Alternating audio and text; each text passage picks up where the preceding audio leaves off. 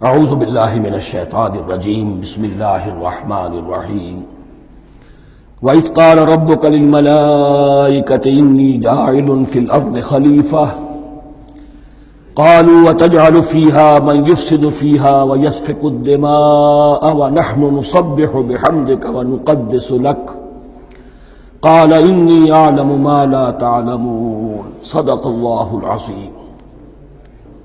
رب اشرح لي صدری ویسر لي امری واحلل عقدۃ من لسانی یفقہوا قولی۔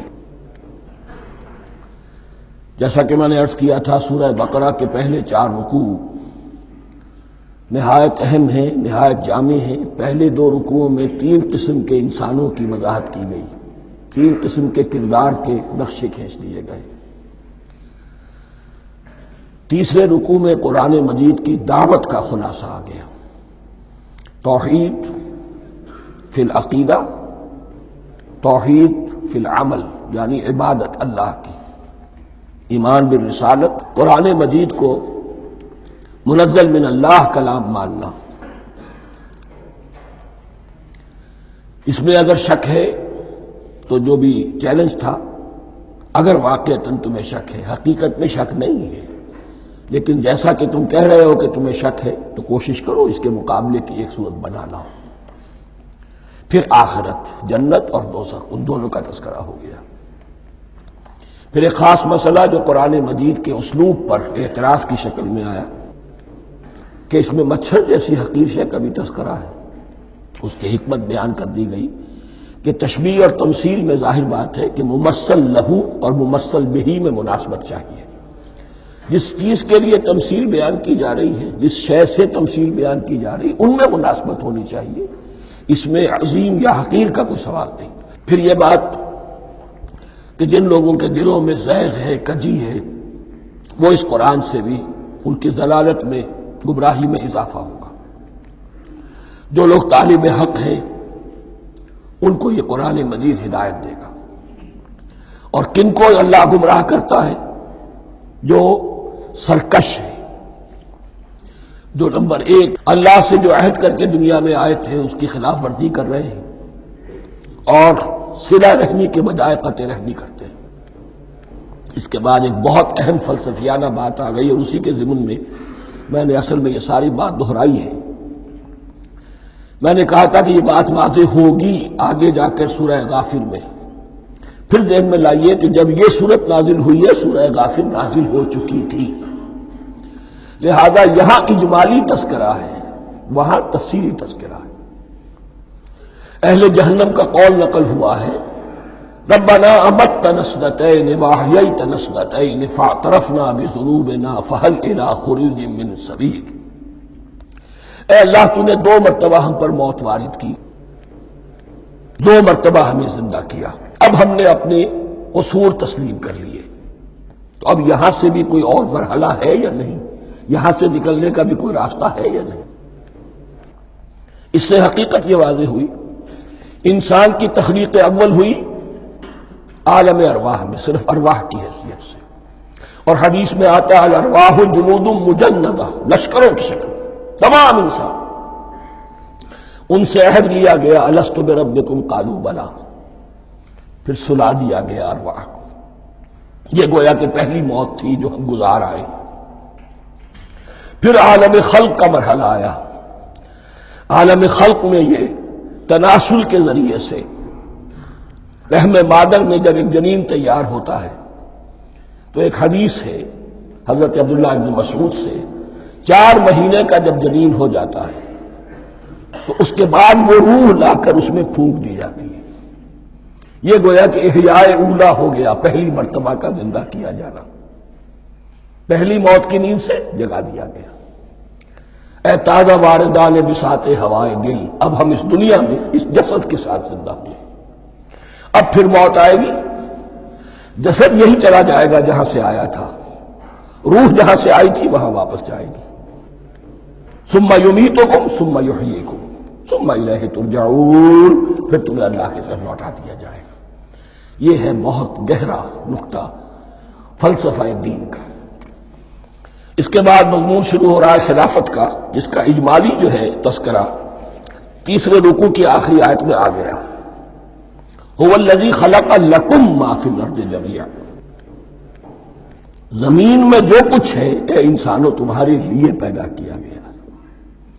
اسی کے ساتھ جڑتا ہوا مضمون اب خلافت کا آ رہا ہے۔ وَإِذْ قَالَ رَبُّكَ لِلْمَلَائِكَةِ إِنِّي جَاعِلٌ فِي الْأَرْضِ خَلِيفَةً، اور یاد کرو جب کہ کہا تھا تمہارے رب نے فرشتوں سے، میں بنانے والا ہوں زمین میں ایک خلیفہ۔ اب خلیفہ کی حقیقت کو سمجھیے، خلیفہ کسے کہتے ہیں؟ نائب۔ عام طور پر لوگوں کو مغالطہ ہوتا ہے کہ خلیفہ جانشین جو ہے وہ تو کسی کے موت کے بعد ہوتا ہے، زندگی میں تو نہیں ہوتا۔ لیکن یہاں اصل میں ہمارے لیے بہت آسان ہے، انسان کی جو اصل حقیقت ہے اس دنیا میں اس کو سمجھنے کے لیے یوں سمجھیے کہ ہم آج سے 50 سال پہلے انگریز کے غلام تھے، ہمارا بادشاہ یا ملکہ انگلستان میں تھا یا تھی، دہلی میں وائس رائے ہوتا تھا۔ وائس رائے کا کام کیا ہے؟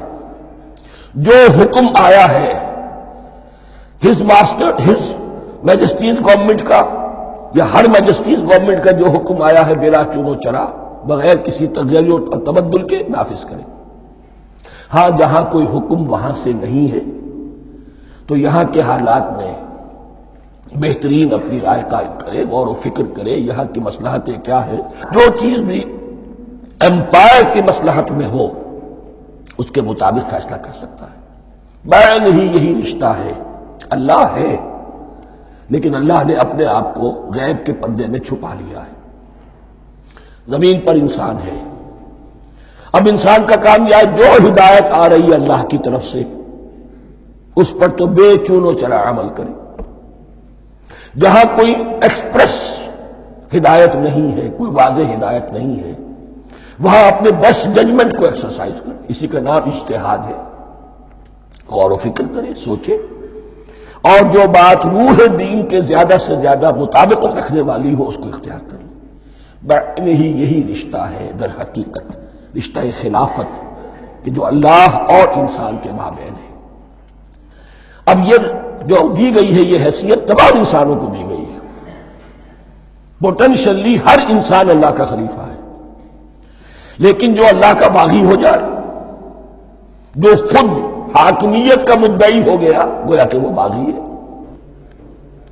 اب اگر شاہ جہاں بادشاہ تھا، اس کا کوئی ولی عہد تھا، اور ولی عہد جو ہے صبر نہیں کر سکتا، اپنے باپ کی زندگی ہی میں بغاوت کر دیتا ہے، حکومت حاصل کرنا چاہتا ہے، تو اب وہ کیا ہے؟ واجب القتل ہے۔ جو لوگ بھی حاکمیت کے مدعی ہو گئے، ویسے تو حقیقت واجب القتل ہے، لیکن دنیا میں مہلت دی ہے اللہ نے، یہ دار الامتحان ہے، فوراً قتل نہیں کرتا، فوراً ختم نہیں کرتا۔ وَلَوْلَا كَلِمَةٌ سَبَقَتْ مِن رَبِّكَ إِلَىٰ أَجَلٍ مُّسَمًّى لَقُضِيَ بَيْنَهُمْ، اگر یہ پہلے بات طے نہ ہو چکی ہوتی، ایک وقت معین تک کے لیے انہیں مہلت اللہ نے نہ دی ہوتی تو اللہ فیصلہ چکا دیتا، لیکن مہلت دی ہے۔ لیکن کم سے کم اتنی سزا ملتی ہے کہ اب وہ خلافت کے حق سے محروم کر دیے گئے۔ گویا کہ اب خلافت دنیا میں ہوگی خلافت المسلمین، صرف وہی شخص کہ جو اللہ کو مانے اپنا حاکم مطلق، وہ خلافت کا اہل ہے۔ تو یہ چند باتیں خلافت کی اصل حقیقت کے ضمن میں یہیں پر سمجھ لیجیے۔ وَإِذْ قَالَ رَبُّكَ لِلْمَلَائِكَةِ إِنِّي جَاعِلٌ فِي الْأَرْضِ خَلِيفَةً قَالُوا أَتَجْعَلُ فِيهَا مَن يُفْسِدُ فِيهَا وَيَسْفِكُ الدِّمَاءَ وَنَحْنُ نُسَبِّحُ بِحَمْدِكَ وَنُقَدِّسُ لَكَ۔ اور یاد کرو جب کہ تمہارے رب نے کہا تھا فرشتوں سے کہ میں زمین میں خلیفہ بنانے والا ہوں، تو انہوں نے کہا کہ کیا تو بنائے گا اس میں جو فساد مچائے گا اس میں اور خوریزی کرے گا۔ وَنَحْنُ نُسَبِّحُ بِحَمْدِكَ وَنُقَدِّسُ لَكَ، ہم آپ کی تسبیح اور تحمید اور آپ کی تقدیس میں لگے ہوئے ہیں۔ قَالَ إِنِّي أَعْلَمُ مَا لَا تَعْلَمُونَ، فرمایا میں جانتا ہوں جو تم نہیں جانتے۔ اب یہاں سوال پیدا ہوتا ہے کہ فرشتوں کو یہ گمان کیسے ہوا، یہ خیال کیسے ہوا؟ دو رائے ہیں اس میں۔ ایک تو یہ کہ انسان کی تخلیق سے پہلے اس دنیا میں جنات تھے، اور انہیں بھی کچھ اللہ نے تھوڑا سا اختیار دیا تھا، اور انہوں نے یہاں فساد مچایا۔ انہی پر قیاس کرتے ہوئے فرشتوں نے سمجھا کہ انسان بھی پھر زمین میں فساد مچائے گا، خوریزی کرے گا۔ ایک دوسری اصولی بات یہ کہی گئی ہے کہ خلافت کا لفظ جب استعمال ہوا تو اس کے معنی ہے کہ کوئی نہ کوئی اختیار بھی ملے گا. جنات کے بارے میں خلافت کا لفظ کہیں نہیں آیا، انسان کے بارے میں آ رہا ہے.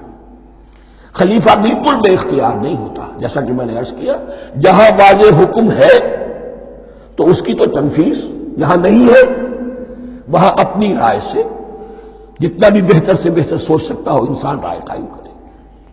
یہ اختیار جو ہے ظاہر بات ہے جہاں اختیار ہوگا صحیح استعمال ہونے کا بھی امکان ہے، غلط استعمال ہونے کا بھی امکان ہے. اختیار تو بلکہ یہ کہ آپ کا پولیٹیکل سائنس کا تو ایکسیم یہ ہے authority turns to corrupt and absolute authority corrupts absolutely. تو ٹینڈنسی کرپشن کی ہوتی ہے اختیار کے اندر. اس بنا پر انہوں نے قیاس کیا کہ اس میں فساد ہوگا، خونریزی ہوگی. اللہ تعالیٰ نے فرمایا اپنی حکمتوں سے میں خود واقف ہوں، میں کیوں بنا رہا ہوں یہ میں جانتا ہوں، تم نہیں جانتے. صدق اللہ العظیم.